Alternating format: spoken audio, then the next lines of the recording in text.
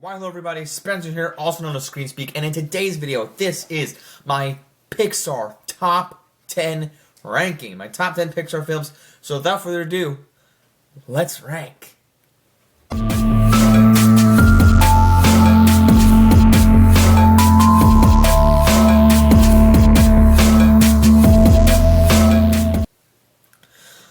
Alright guys, I am very super duper excited today to talk to you about my top 10 Pixar movies. This was a tough one, and I kind of just want to get into it here, but if you disagree with my list, let me know what your top 10 Pixar films in the comment section below are. And speaking of Pixar movies, I did do a review for the new movie Hoppers earlier this week, and speaking of Pixar, I will be doing a full redo of a Pixar tier list once Toy Story 5 comes out. So that is the plan, that is the schedule, once that comes out in a few months or so. So, that said, let's kick off this list with the newest addition, Hoppers. Now, this is at number 10. You might be wondering, really? Oh my god, like what the... Okay, it might be recency bias, and right underneath Hoppers is Elemental. I think Elemental is a good one. Not when it came out, but then after like 3 rewatches, I was like, okay, I actually am attached to Elemental now. I have done a lot of rewatches of Onward, of Soul, I'm a big fan of Turning Red, and Hoppers is what Turning Red I wish it was, but watching it in theaters, because I'm a huge, giant fan of Turning Red. Hoppers I adored it because of the nature aspects. I went to see it with my parents in theaters. I absolutely despised Elio. And this was the one to get me back on track. I have a little bit of negatives with Inside Out 2. And I love the first Inside Out. Like, I'll talk about it here in a second. But Hoppers is for me, the Pixar movie for me that went, yes, Pixar is back. And Disney, and I just love Disney Pixar again in the theater, and I want kids to get something out of this. Because Goat was good, that was Sony, that was good, I think kids will like that one. Wild Robot was good from DreamWorks, and that was also similar to this with animals and nature. But I'm not attached to robots. I'm attached to humans interacting with animals, and I love animals, I love nature. And this movie really captured the whole vibe. The score is amazing. I have a whole review of it. But this, I had to go, you know what? This is a classic for kids. I want this to be a classic for kids. And this is going on my Pixar top 10 list. And it makes it there. So Hopper, and it just felt, by the way, the opening, I forgot to mention this in my review. But the opening of it felt very Lego Movie. We're just traveling with the wire and then the logo. And I was like, yes. Yes, so all of it worked for me. And all of Hoppers worked for me. And going right above that, let's just go into number 9 here, is WALL-E. WALL-E is that saying there is a WALL-E Easter egg in Hoppers, you know, with these robots, with a futuristic aspect, the technology, the robots, and all this sort of stuff. Similar, one of the movies that I compared Wild Robot to, just the fact that it's robots, but if you took WALL-E and put it in Hoppers, it could almost be Wild Robot. But that's one of the fascinating things about Pixar, is you look at all these things and it feels like you can think, oh, are these connected somehow? And yes, they are. But WALL-E, with the, you know, using of the beeps, just the robotic sounds, not a lot of dialogue, then you get the human side of things. I always was critical about this movie because I was like, oh, I don't understand why the humans are fat. But there's a reason to that. And like, I watched this, you know, just last year with my parents, and I'm like, you know, thinking about it, like, I've watched it since COVID, and like, as an adult, I'm like, oh, I fully understand this movie now. As a kid, you're like, why are the humans fat? Like, okay, sure. But it really, it's important for the story, the whole, you know, romance thing with Wally and Eve. It's beautiful. Again, no dialogue throughout the beginning, because I didn't understand that as a kid, and now knowing that, like, it treats it like a little silent movie until you get to the main explanation and dialogue from the Captain and Otto. Oh, it's like such a great, like, 2001 A Space Odyssey villain, just with this great heroic robot to go through it all and save the day. I like this movie. Speaking of liking movies, just all of these are bangers. Finding Nemo, Finding Nemo really tugs at my heartstrings. Now, I know some people think that this should be higher, but that's okay. And I do really adore this movie. This is one of these Pixar movies that I grew up with as a kid, watching it like on a DVD player, in the car, on road trips and stuff like that. And my dad, no. My dad said he never watched Wall-E, and then we did show him Wall-E. Finding Nemo, I believe he has seen, or he knows, and there's a reference to Finding Nemo in Hoppers with the turtles named Crush, and I love the scene where like, dude, like ride the wave, dude. The turtle's amazing. Him losing his son, and this is one of these movies for me where like a parent movie. I don't want to lose my kid. Like I want to be a girl dad so bad. For not right now. I don't have a girlfriend. I don't know. I'm not a parent yet, but I want to be a parent someday. And whatever gender I have, I don't want to lose my child. No parent, no person wants to lose their child. And this movie does a great job at showing how I don't want to say desperate he is. How desperate in a way he is to get his son back, but in a way how concerned and caring he is. Like, again, he wants to go find his son. And this is a fish we're talking about. You know, if a human lost his kid, like, again, it goes. I mean, my dad wasn't said in Hoppers, like, I don't think animals really care about, it's just a circle of life, eat or be eaten. Fish, like Marlin, wants to find his son. Normally, I think fish or animals just go, circle of life, gone now, peace out. But this is a dad that is committed to finding his lost son, and that's what's so beautiful about Pixar. Gosh, I'm starting to like not get emotional and just like I don't have kids, but I can only imagine if any of you guys have kids. Like, gosh, tragedy and sorrow and I don't want to make it sound like, okay, if any of you do have kids, have you ever lost a kid? Please don't answer that. But like, I can only imagine if people have and the devastation that this movie has brought them. But this movie just finds a way to bring humor, tragedy, but then they find Nemo, so yay, everything's fine. So it's such a good movie, peak Pixar. And speaking of peak Pixar, Monsters Inc. I think that this is funnier than Finding Nemo. I think there's great stuff in Finding Nemo, but as I was just saying, I was a little bit scared of the shark scene in Finding Nemo, and I think the whole movie Finding Nemo is great. But Monsters Inc., there's a lot more laughable moments, and by the end of Monsters Inc., I'm crying more at the Boo when the door is fixed and she said "Kitty," and then it just goes into that nice heartfelt song of if I were a rich man, I wouldn't have nothing if I didn't have you. That one. It feels good. It's Randy Newman. I know Thomas Newman did Finding Nemo, but the end credits just it's something about Nemo for me when it ends and it just like I don't know how to go. Like the little like kind of like SpongeBob underwater music. It's like, okay, I get it. It's beautiful, but it's nothing like I wouldn't have nothing if I did have you. It's just that Monsters Inc. In the jazzy. I love Randy Newman jazz. Same with what is it called? Michael Giacchino. We'll get into it in a minute. Just a Pixar jazz. Finding Nemo doesn't really have that jazz, so I like it in Monsters Inc. and elsewhere.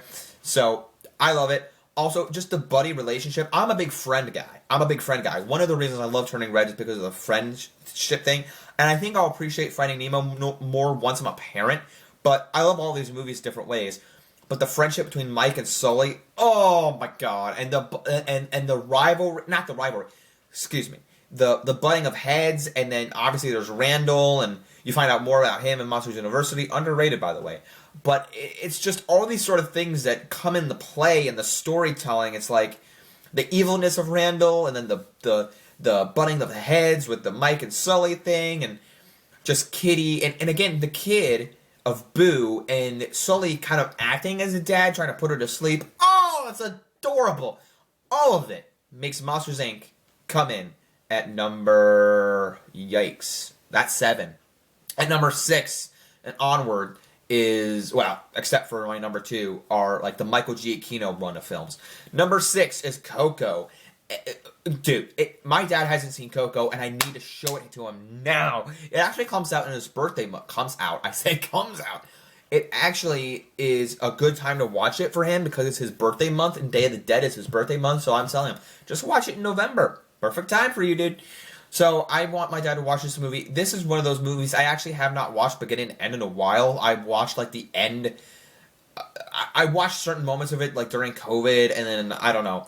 So I you might be wondering, well, why place it here if you haven't seen it in a while? Because I know it's emotional, and I love Michael Giacchino so much, and Coco. And I do remember, like, the first time watching it, hearing everyone talk about it, it is really, really, really well done. And all the songs, I've listened to the songs, I just haven't watched, like, the movie in a while. So, the song, like, the Spanish songs are great, the soundtrack by Michael Giacchino is just glorious, and the Day of the Dead, I know, DreamWorks, this wasn't a DreamWorks movie, but DreamWorks always tries to copy Pixar. And there's this movie that came out around the same time as Coco called The Book of Life. Day of the Dead, Spanish, like Mexican inspired, like skeleton looking things, like Coco movie. And I'm just like, okay, it looked interesting, but I didn't gravitate towards it because it wasn't Disney, like it wasn't Disney animated or Pixar. And I'm like, I just looked at Coco and I go, that looks better to me. That looks better to me. Book of Life, I don't know. I literally had this like bucket from like the McDonald's or like a plastic Happy Meal or like kids meal toy, and it was like the Book of Life like toy, and I put like little like trinkets in it. And I don't know, it had like stickers on it. It looked cool to me. I had it for years, and I got rid of all. I still have Legos, but that was cool. But it wasn't Coco, and I just kept looking at it like that's not Coco, that's not Coco, that's not Coco. But Coco is beautiful, and once you get to the end, it's so emotional that. By the way, I hope I'm not speaking in tongues, by the way. I just feel like I keep saying Coco, and it was beautiful. But just, I feel like that there's a Pixar movie about the Day of the Dead. And again, like Turning Red, I'm not a female. I'm not a Mexican. I don't celebrate Day of the Dead. But Pixar knows how to get pull at your heartstrings. So with that said, Coco comes in. And number 5 is one that I wasn't really sure how I felt until COVID. Watched this with my mom. For like the first time, Ratatouille. I know that might surprise a lot of you that I hadn't seen it for the first time until COVID, but really I watched a lot of crap during COVID, and this was one of them. I didn't grow up with this movie, but I was like astounded of how like why I hadn't watched this sooner. Ratatouille, from Patton Oswalt doing the voice of Remy, him referring the relationship with Linguini, getting the relationship with his romantic relationship with Colette. My brain works. It's just all these things, and the Michael Giacchino score with the jazz. Oh my god, with the Italy. Oh my god, I'm just in love with this. Yeah, I don't know what else I need to say. Ego, the food critic, whatever his name is, Anton Ego. I want to say Anton Ego. If I'm wrong about that, please let me know. But this movie does everything well. Like my 5 and up, like picks like. Most of these are 10 out of 10s. I don't have anything negative to say about any of these movies. Just everything is peak. If you said I was going to care about a rat in a movie, I don't know. But also, I love there's a Ratatouille reference in Zootopia 2, Ratatouille reference in Everything Everywhere All at Once, which is my 3rd favorite movie of all time. But Ratatouille, it's just hysterical. And I want to watch Everything Everywhere All at Once again, because I love that, what they do in it. It's just, I love Ratatouille and what has come about it, like the meme, like culture, and same thing about Pixar.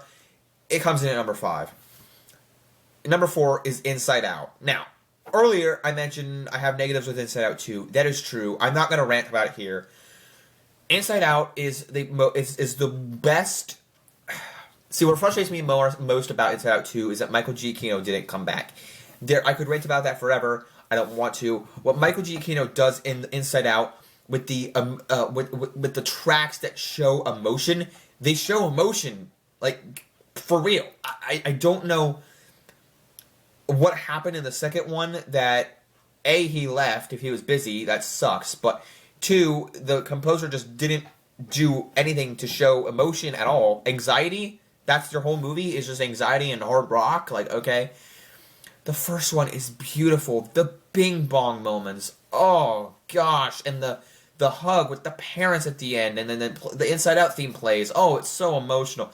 And like the track where it says we gotta stop, or we can still stop her, and then chasing down sadness.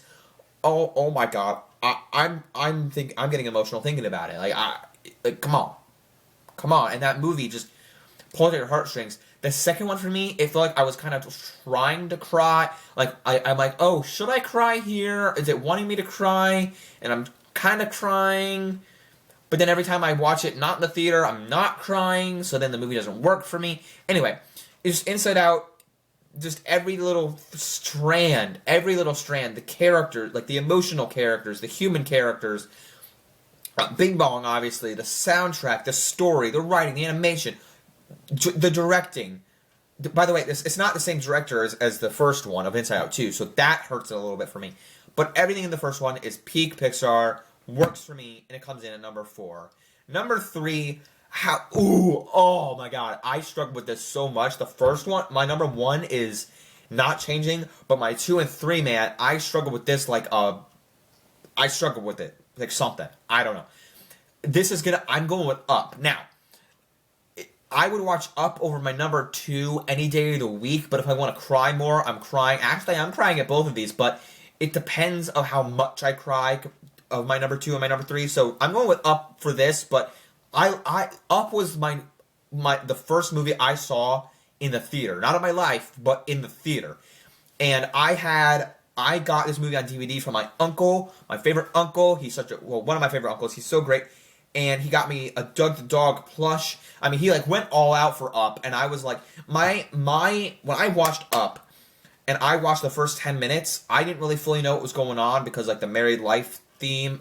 Michael Giacchino is gorgeous, but I didn't know what was going on with like the wedding or like their marriage thing. I don't know what was going on. I'm watching it. I'm like, I'm hooked, and then he's going down the stairs with the dun dun dun dun dun dun dun dun dun, that song. Same song used in the Mario plumbing scene. If you know, you know. And he's going down the stairs and he's just like this. He has to hit the chair because he's going down the stairs and it stops. And his face looks so stern and so like just straight face that it kind of freaked me out as a kid. It's just like kind of in the dark going down the stairs. I'm like, okay, Carl, like calm down, bro. Be a little bit more cheery, you know? But then as the movie goes on, as a kid and even as an adult, like I'm not freaked out by it anymore. But now I know, like, this is such a beautiful movie from the first 10 minutes. And as it plays out to the whole ending, and Charles Muntz finally seeing his hero, which I have those. I don't want my heroes to be jerks to me. But then seeing his hero and thinking, like, this is the best. And then him saying, like, oh, I want that bird. I want that creature. But they have it. And then the whole rest of the chaos in the film, and then he tries to shoot him at the end, and then it's just like the big action. Like it's so good. And the score by Michael Giacchino. Must I go on? If you know, you know. Up is amazing. Up is amazing. I will always love this movie till the day I die, and I will share this with my kids. I will cherish this. I will cry at it with my kids. Actually, my kids don't cry. That's okay. But I'll cry by myself. I'll cry myself with my kids. But Up comes in at number 3. Number 2 is Toy Story 3. I had to do this. I had to do this. I feel like if this was at number 3, people would be yelling at me or whatever. But, it's fine. Up is at number 3, and then Toy Story 3 is at number 2. This, no notes. No notes. Absolute cinema. But seriously. The toys holding hands at the end. Are you kidding me? Yeah. So, the score by Randy Newman, I think this is my favorite out of all the Toy Stories. And then the Buzz Spanish mode, You Got a Friend of Me Spanish mode, the We Belong Together song by Randy Newman, like those playing in order, like that first, and then the Spanish, like the Spanish, Para El Buzz, You Got a Friend in Me, makes me cry. It makes me cry because I know, like, oh, this is the whole ending makes me cry. The So Long partner scene at the end, oh man, don't even get me started. Like, because I'm in college, and because I've had to, like, give some things up, I don't play with a lot of my toys, but I watch movies, and watching this movie goes, oh my god. I still have Legos, and I cherish what I have, and that's the thing about this movie is trying to let go, but still remembering what you had, and thinking about the future. Oh my god, can you make me not cry, Pixar? No, but I love it. I love getting emotional for these movies, and I grew up with all these movies, and Toy Story 3 is that movie that does it. It's at number 2.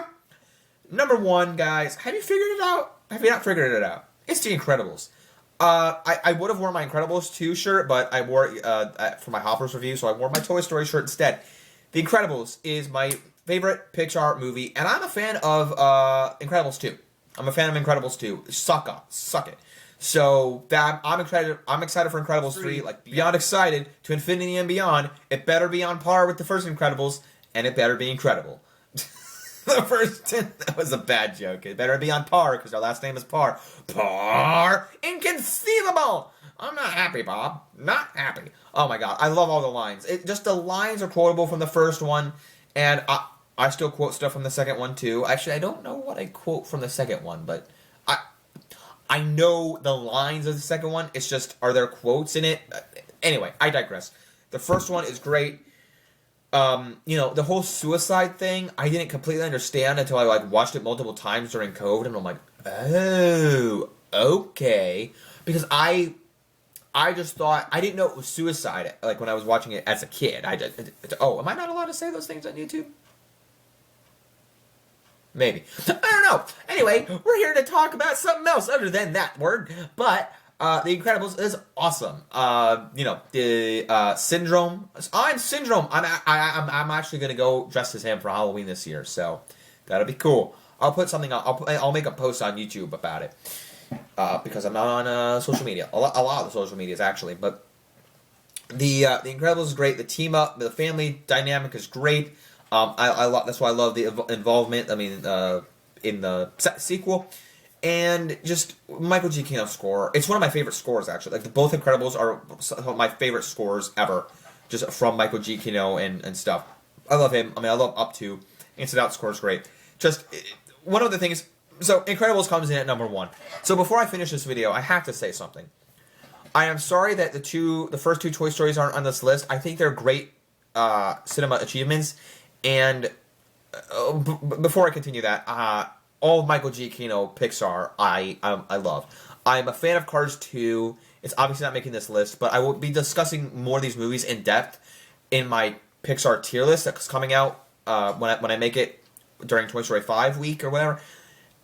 But the reason I had Hoppers on this list is I kind of wanted to include a new one, i.e. Elemental, Soul, Turning Red. But I know people don't really like Turning Red a lot, but Hoppers was that movie for me that I went, okay, could I put Elemental on this list? I was going to have Toy Story 2 at that 10th spot until I watched Hoppers and went, no man, this movie really, really, really put joy back in me. And I like Toy Story 2. I literally just watched it with my parents. Like, I know the movie. I just watched it with my parents before we went and saw Hoppers. And I really like it. But that's somewhere underneath. That's still in my top 15. Like both Toy Stories are in my top 15. I think right underneath the Toy Stories, the first two Toy Stories, is Turning Red. Then Elemental. And I said Elemental was at number 11. Then the two Toy Stories. Then Turning Red. Those are my top 15. But again, this is my top 10 Pixar list. Let me know what you think in the comment section below. If you don't have Hoppers there, what do you have in your list? If you do not have any of the other 9 in your list, I would be surprised if you don't have Up, Inside Out, Ratatouille, Coco, Monsters Inc., Finding Nemo, WALL-E, or Toy Story 3, or The Incredibles. But if you don't have any of those, not any of them, if you had to switch them up, how would you do it? Let me know in the comment section. What? If you don't have any of those, let me know in the comment section below. Don't forget to leave a like, subscribe, follow me, and I'll catch you guys here next time for another ranking video, review, tier list video. Who knows? Vlog? Come check me out. I will be doing a vlog and review for Project Hail Mary coming very soon to the channel. I am very excited to witness my most anticipated movie of the year. I don't know if it's going to be my number 1 movie of the year, but I'm very excited to I'm not making the movie, to watch the movie in theaters and talk about it with my friends at a theater and make a review for it separate. So, don't forget to like, subscribe, follow me. Let me know what you thought of this list, and I'll love to hear your thoughts down in the comment section below. Don't forget to leave a like, subscribe, follow me. Keep calm, watch screen. Don't forget to do it. Peace out, everyone. Bye. I'm Mr. Incredible.